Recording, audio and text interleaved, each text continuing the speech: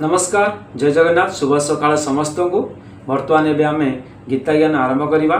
तो आज गीता ज्ञान रे मो पाखे अच्छी चतुर्थ अध्याय 13 नंबर श्लोक। तो आज मुझे को 13 नंबर श्लोकटी पढ़ी शुणेबी। देखा आज गीता ज्ञान रे भगवान श्रीकृष्ण कौन कहते अर्जुन को। एवं आसतु आरंभ करवा। ओम गुरु ब्रह्मा गुरु विष्णु गुरुदेव महेश्वर गुरु साक्षात् परम ब्रह्म तस्मै श्री गुरवे नमः। ओम गुरुदेवाय नमः। देखंतु कौन लिखाला 13 नंबर श्लोक रे चातुर्वर्ण्य मया सृष्टं गुण कर्म विभागस तस्य कर्तारमपि मां विद्य कर्तारमवयम्। देखंतु आज्ञा आर अर्थ कौन कहला। फास्ट के यही श्लोक हम अर्थ बुझा तापर आगू बढ़िया। ब्राह्मण क्षत्रिय वैश्य और शूद्र यही चारि वर्णर समूह गुण कर्मर विभाग पूर्वक मो द्वारा रचित होइछे। भगवान श्रीकृष्ण कहते ब्राह्मण क्षत्रिय वैश्य शूद्र समस्ते मो द्वारा ही रचित होइछन्ति। मु समस्त रचना निजे करिछि। तापरे यही भाव में मु से सृष्टिर रचना आदि कर्मर कर्ता होइतिले मध्य तुमे मते अर्थात अविनाशी परमेश्वर को वस्तुत अकर्ता बोली ही जान। कहते तुमे वस्तुत अकर्ता बोली जान से परमेश्वर को बा भगवान को। तो आमर समाज ब्राह्मण क्षत्रिय शूद्र वैश्य सब भगवान नारायण सृष्टि। तापर देखो ये प्रश्न कौन आसला ना गुण कर्म कौन एवं तार विभाग पूर्वक भगवान द्वारा चारि वर्णर समूह रचित होती यार अर्थ कौन। देखो ये कौन कहला ना अनादि कालरू जीव मानकर जन्म जन्मांतर रे जो सबु कर्म करा होई रहिछि जो कर्म मानकर फल भोग होई नाही सेही सब अनुसारे सेही कर्म मानकर भितरे यथा यज्ञ तत्व रज ओ तम गुणर अनादि कालरू जो सब रही रज सत्व तम गुण से गुण मानक सृष्टि होगी गोटे स्टक होगी रही है। सृष्टि रचना समय मनुष्य मान को निर्माण कला बेले भगवान से गुण और कर्म अनुसार से ब्रह्मणादि वर्णरे उत्पन्न करती। देखंतु अर्थात जो मानक ठारे सत्व गुण अधिक थाए से ब्राह्मण एवं जो मानक ठारे सत्व मिश्रित रजगुण थाए से क्षत्रिय एवं जो मानक ठारे तम मिश्रित रजगुण अधिक थाए से वैश्य एवं जो मानकर रज मिश्रित तम प्रधान गुण थाए से शूद्र कर उत्पन्न करती। देखंतु कौन कहला ना जो भगवान कहते ब्राह्मण क्षत्रिय वैश्य जो चारिटा वर्ण सृष्टि होती से निजर कर्म द्वारा निजर गुण द्वारा से सृष्टि होती। जन्म जन्मतर कर्म जन्म जन्मर गुण सृष्टि स्टक ही थाए से मनीष शरीर रचना करा जाए। निजर कर्म पाप आ पुण्य को लेकिन आमर शरीर निर्माण हो थाए। तापर कौन कहते देखंतु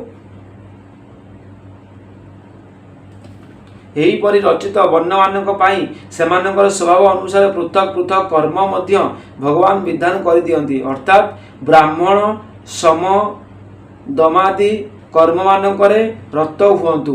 कौन कहते ना ये जो चारि वर्ण अच्छा ब्राह्मण क्षत्रिय वैश्य शूद्र आंकर वर्ण अनुसार कर्म निश्चित कराई किए क्यों कर्म करेंगे। तेणुक से हिसाब से जार जो कर्म से केवल से कर्म ही करें। देखो ब्राह्मण अर्थात ब्राह्मण समदम आदि कर्म रत हुंती पूजा पाठ माने से नियुक्त हुंती। क्षत्रिय ठारे शौर्य तेज आदि गुण रहू वैश्य पुष्टि गोरक्षार लगी रहतु एवं शूद्र सेवा परायण हुंतु बोली कहुई। देखंतु ब्राह्मण को कहगला पूजा पाठ करेंगे भगवान को सेवार नियोजित हेबे। आउ क्षत्रिय होउछि कोन युद्ध क्षेत्र में से शत्रु को विनाश करेंगे। आउ वैश्य माने होउछि कोन कृषि कार्य आउ गोपालन करेंगे। आउ शूद्र माने होउछि से चारि तीन वर्ण लोकंकर सेवा करेंगे शूद्र। तापर कौन कहल देखंतु भगवान द्वारा यहीपरि भाव में कर्म गुण विभाग चतुर्वर्ण रचना होता है। यही व्यवस्था जगत रे चिरकाल चली आसी जे पर्यंत वर्ण शुद्धि प्रचलित होता है।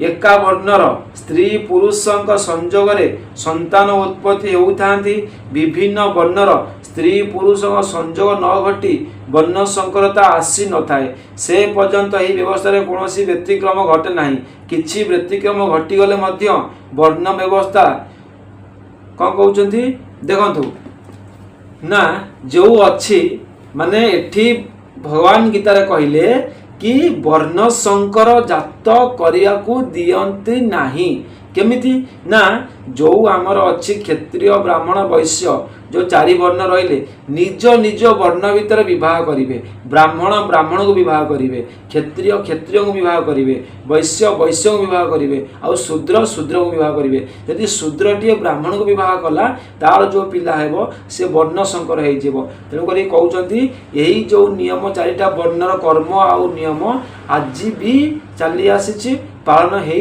चली तेणु करी भगवान कहउचंती एही वर्ण एही कर्म सेमिति नियम अनुसार चली थिबो। एठारे कर्म और उपासनार प्रकरण चली एथिरे केवल मनुष्य मानकर अधिकार रही तेणु एठारे मनुष्य मानक उपलक्षण दे कुआ जाइछि एतरु बुझी नेबा उचित जे देव पितृ तिर्यक आदि अन्यान्य जोनि मानक रचना मध्य भगवान सेही जीव मानकर गुण व कर्म अनुसार करती तेणु यही सृष्टि रचना आदि कर्म मानकर भगवान कौन प्रकार विषमता रखती ना यही भाव देखाइबा निमंते एठारे कहिसंती जे से गुण व कर्म विभाग पूर्वक चारि वर्ण रचना करिसंती एठी गोटे समाजर संतुलन रक्षा करिया पई कि भगवान एपरि व्यवस्था करिसंती। तापरे प्रश्न आसिला ब्राह्मण आदि वर्ण मानकर विभाग जन्म को धरी मानिबा उचित ना कर्म को देखंत आज्ञा के सुंदर कथा कहला ब्राह्मण आदि जो अछंती वर्ण से मानकर जन्म को धरिबा उचित कि कर्म रो देखंतु यद्यपि जन्म और कर्म उभय वर्णर अंग अटंती एवं वर्णर पूर्णता दुईटी कारण हुए तथापि से जन्म ही प्राधान्य रही तेणु जन्म को धरी ही ब्राह्मण आदि जन्म मानकर विभाग वर्णर विभाग बोली मानिबा उचित जदि पिता माता एक वर्णर हुअंती एवं कौनसी प्रकार मध्य जन्म रे संकरता प्रवेश न करे तेबे सहजरे कर्म रे मध्य संकरता प्राय आसे नाही परंतु संग दोष आहार दोष दूषित शिक्षा दीक्षा हेतु कर्म रे जोंटी भी व्यतिक्रम हो जाए तेणु जन्म को धरी वर्ण हुए बोली मानि नेले वर्ण रक्षा होई पारे तथापि कर्म शुद्धिर आवश्यकता मध्य कम नुहे जदि कर्म सर्वदा नष्ट हो जाए तेबे वर्णर रक्षा बहुत कठिन हो जाए तेणु जीविका और विवाह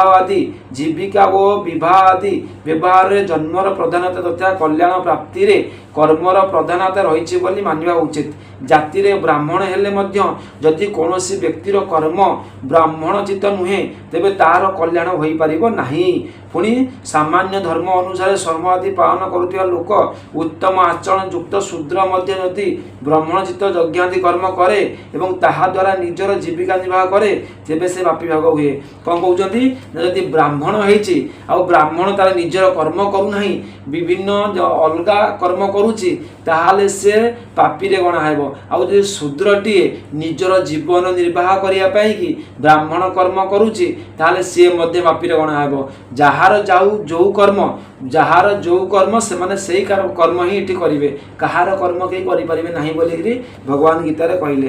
तापर देखंतु वर्तमान आउ गोटे प्रश्न आसिला ना वर्तमान जेहेतु वर्ण व्यवस्था नष्ट हो जाइछि तेणु जन्म अनुसार वर्ण स्वीकार न करिकी लोकंकर आचरण अनुसार स्वीकार कले क्षति कौन कहते एबे आचरण अनुसार वर्ण माने स्वीकार कले क्षति कौन एपरी कहवा ठीक हेब नहीं कारण प्रथमत व्यवस्था वर्ण व्यवस्था किछिटा शिथिलता आसी जाइथिले मध्य ता नष्ट हो जाई नाही द्वितीयतः होछि पूर्व जन्मर कर्मफल भोग करने को ईश्वर ही मनुष्य को तार पूर्व कर्म अनुसार विभिन्न वर्ण रे उत्पन्न करती देखंतु आमे जो ब्राह्मण क्षत्रिय वैश्य शूद्र आज होती कौन पाई आमर पूर्व कर्मर कर्म पूर्व जन्मर कर्म हिसाब रे आमको ब्राह्मण क्षत्रिय वैश्य शूद्र हेबाकू पड़ी तापर कौन कहते ईश्वर विधान को बदल देवार अधिकार मनुष्य मान नहीं तृतीयत आचरण देखी वर्णर कल्पना करिया मध्य असंभव एका पिता माता ठारू उत्पन्न संतान मानकर मध्य भी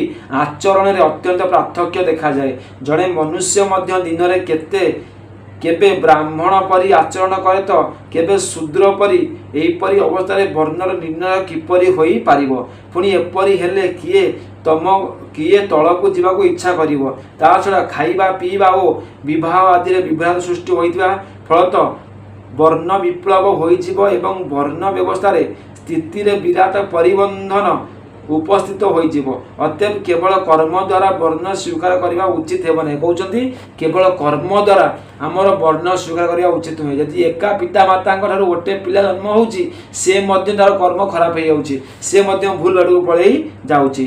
ତାପରେ କ'ଣ ହେଉଛି ନା ଚତୁର୍ଦ୍ଦଶ ଅଧ୍ୟାୟରେ ଭଗବାନ ସତ୍ତ୍ୱ ଗୁଣରେ ସ୍ଥିତ ଅବସ୍ଥାରେ ବା ସତ୍ତ୍ୱ ଗୁଣର ବୁଦ୍ଧିରେ ମରୁଥିବା ଲୋକଙ୍କୁ ଦେବଲୋକ, ରାଜସ୍ୱ ସ୍ୱଭାବଯୁକ୍ତ ଅବସ୍ଥାରେ ବା ରଜଗୁଣର ବୁଦ୍ଧିରେ ମରୁଥିବା ଲୋକଙ୍କୁ ମନୁଷ୍ୟ ଯୋନି ଏବଂ ତମ ଗୁଣ ସ୍ୱଭାବ ହୋଇଥିବା ଅବସ୍ଥାରେ ବା ତମ ଗୁଣର ବୁଦ୍ଧିରେ ମରୁଥିବା ଲୋକଙ୍କୁ ତିର୍ଯ୍ୟକ୍ ଯୋନି ପ୍ରାପ୍ତ ହେଉଥିବା କଥା କହିଛନ୍ତି। ତେଣୁ ଏଠାରେ ସତ୍ତ୍ୱ ପ୍ରଧାନ ଲୋକଙ୍କୁ ବ୍ରାହ୍ମଣ, ରଜ ପ୍ରଧାନ ଲୋକଙ୍କୁ କ୍ଷତ୍ରିୟ ଇତ୍ୟାଦି କର୍ମରେ ବିଭକ୍ତ କରିନେଇ ଉକ୍ତ ବକ୍ତବ୍ୟର ବିରୋଧ ହେବ କି? ଦେଖନ୍ତୁ କ'ଣ କହୁଛନ୍ତି ନା ଯେତେବେଳେ ଗୋଟେ ସତ୍ତ୍ୱ ଗୁଣର ଲୋକ ମରେ ସେ ସ୍ୱର୍ଗ ପ୍ରାପ୍ତି ହୁଏ, ଆଉ ରଜ ଗୁଣର ଲୋକ ମଲେ ମନୁଷ୍ୟ ହୁଏ, ଆଉ ତମ ଗୁଣରେ ମଲେ ସେ କ'ଣ ହୁଏ ମାନେ ରାକ୍ଷସ ଯୋନିରେ ପ୍ରାପ୍ତ ହୁଏ। ତେଣୁ କରିକି ନିଜର କର୍ମକୁ ସୁଧାରିବା ନିହାତି ଆବଶ୍ୟକ ଏଠି ରହିଛି। ବାସ୍ତବରେ କୌଣସି ବିରୋଧ ହେବ ନାହିଁ। ରାଜସ୍ୱ ସ୍ୱଭାବ ଯୁକ୍ତ ଅବସ୍ଥାରେ ଓ ରଜ ଗୁଣର ବୁଦ୍ଧିରେ ମରୁଥିବା ଲୋକଙ୍କୁ ମନୁଷ୍ୟ ଯୋନି ପ୍ରାପ୍ତ ହୁଏ, ତାହା ସତ୍ୟ। ଏହାଦ୍ୱାରା ମନୁଷ୍ୟ ଯୋନିର ରଜଗୁଣର ପ୍ରଧାନତା ସୂଚିତ ହେଉଛି। କିନ୍ତୁ ରଜଗୁଣ ପ୍ରଧାନ ମନୁଷ୍ୟ ଯୋନିରେ ସମସ୍ତ ମନୁଷ୍ୟ ସମାନ ଗୁଣର ହୁଅନ୍ତି ନାହିଁ। ସେମାନଙ୍କ ମଧ୍ୟରେ ଗୁଣମାନଙ୍କର ଅବାନ୍ତ ଭେଦ ହୋଇଥାଏ ଏବଂ ସେହି ଅନୁସାରେ ଯେଉଁମାନେ ସତ୍ତ୍ୱ ଗୁଣ ପ୍ରଧାନ ହୁଅନ୍ତି ସେମାନେ ବ୍ରାହ୍ମଣ ବର୍ଣ୍ଣର ସତ୍ତ୍ୱ ମିଶ୍ରିତ ରଜଗୁଣ ପ୍ରଧାନମାନେ କ୍ଷତ୍ରିୟ ବର୍ଣ୍ଣରେ, ତମ ମିଶ୍ରିତ ରଜଗୁଣ ପ୍ରଧାନମାନେ ବୈଶ୍ୟ ବର୍ଣ୍ଣରେ ଏବଂ ରଜ ମିଶ୍ରିତ ତମ ଗୁଣ ପ୍ରଧାନମାନେ ଶୂଦ୍ର ବର୍ଣ୍ଣରେ ଜନ୍ମ ହୁଅନ୍ତି। ସତ୍ତ୍ୱ ରଜର ବିକାଶରୁ ରହିତ କେବଳ ତମ ପ୍ରଧାନରେ ତାହାକୁ ହିଁ ନିମ୍ନ କୋଟିରେ ଯୋନିରେ ଜନ୍ମ ହୁଅନ୍ତି। ଦେଖନ୍ତୁ ସବୁଠୁ ନିମ୍ନ କୋଟିରେ ସେଇମାନେ ଜନ୍ମ ହୁଅନ୍ତି ଯେଉଁମାନଙ୍କର ତମ ପ୍ରଧାନ ବା ଯେଉଁମାନେ ସତ୍ତ୍ୱ ରଜର ବିକାଶରୁ ରହିତ କେବଳ ତମ ପ୍ରଧାନ ସେଇମାନେ। ସରିଯାଇଛି 13 ନମ୍ବର ଶ୍ଲୋକ। ତ ଏବେ ସମୟ ହିସାବରେ ବିଦାୟ ନେବା, ପୁଣି ଦେଖା ହେବା କାଲିକି। ରହିଲି ଆଜ୍ଞା, ଜୟ ଶ୍ରୀ।